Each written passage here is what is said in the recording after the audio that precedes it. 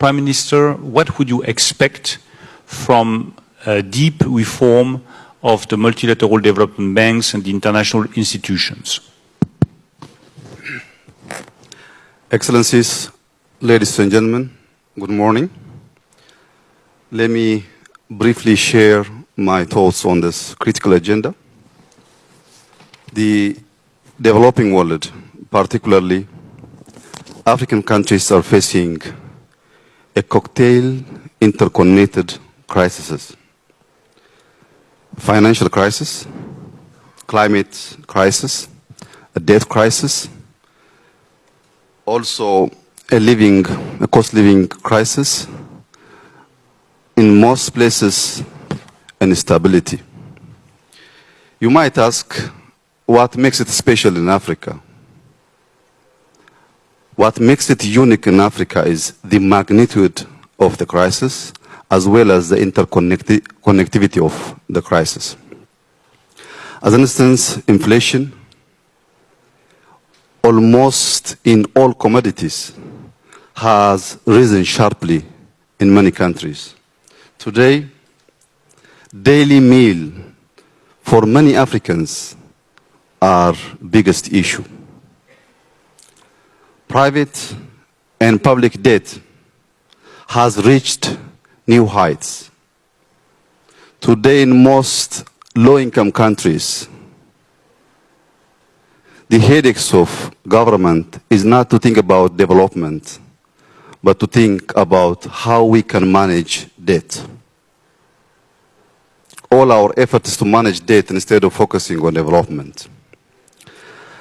As if dealing with all these crises were not difficult enough, we also faced devastating climate effect. These all challenges are looking for huge amount of resources. Despite an elevated financial need, African countries are facing an unprecedented funding squeeze, which has aggravated the existing vulnerabilities. In my opinion, if we fix this problem in a place where we can find it in bigger magnitude, if we succeed in Africa, it will help us all to bend the arc of development history, because challenges are the largest in Africa and the needs are the most urgent. In a place where challenges are large and needs are urgent, fixing the problem, it might help us to correct our course and to handle similar challenges in different parts of the world. Accordingly, our goal should be to safeguard macro stability, to support low-income countries, also to sustain future prosperity. So as to address this challenge, we need a robust and predictable financial safety net. Without resource, there is no way that we can address this challenge.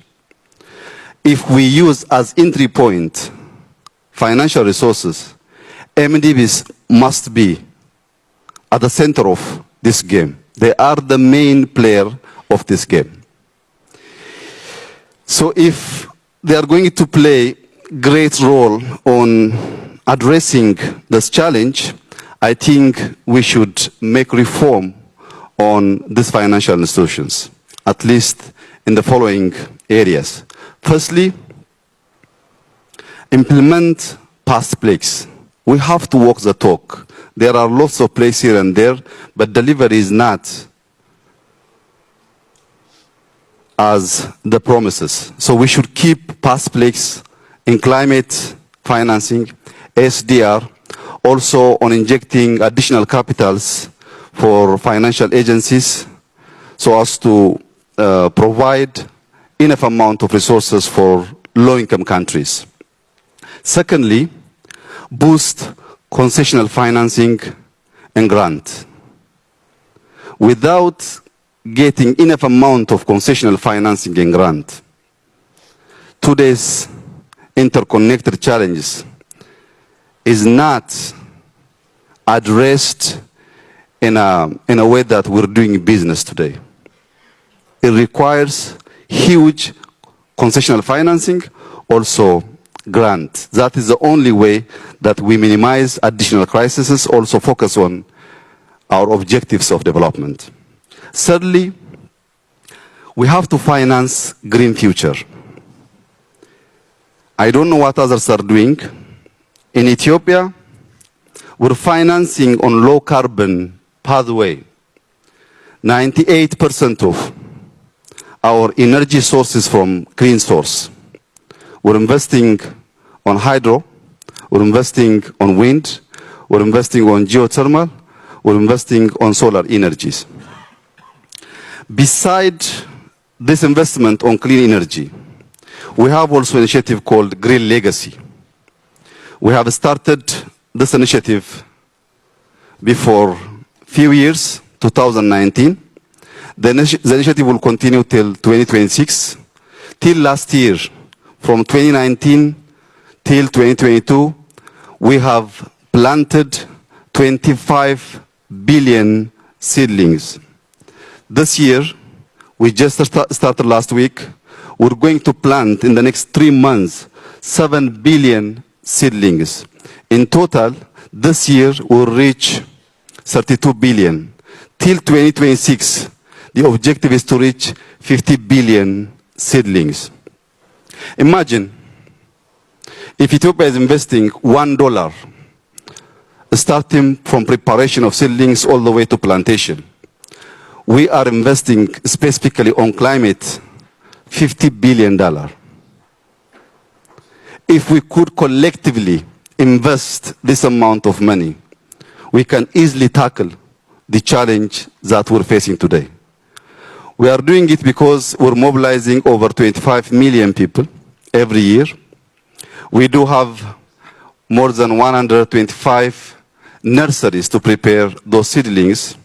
I think from World Bank, from all stakeholders, supporting these kinds of initiative would help us to tackle the current challenge that we all are facing. But from our side, we're doing it, we'll continue to support neighboring countries to join us this Green Legacy initiative. The last but not the least is to reform multilateral developmental banks. I'm sure the new CEO, the new president of World Bank, is the lucky person. I'm sure he will not stay in the office for a couple of years and leave us without doing significant reform which will impact all of us. We Africans are expecting World Bank and other multilateral developmental banks to focus on poverty reduction, also on boosting shared prosperity. I thank you. Thank you, Prime Minister. Prime Minister, you have the final word.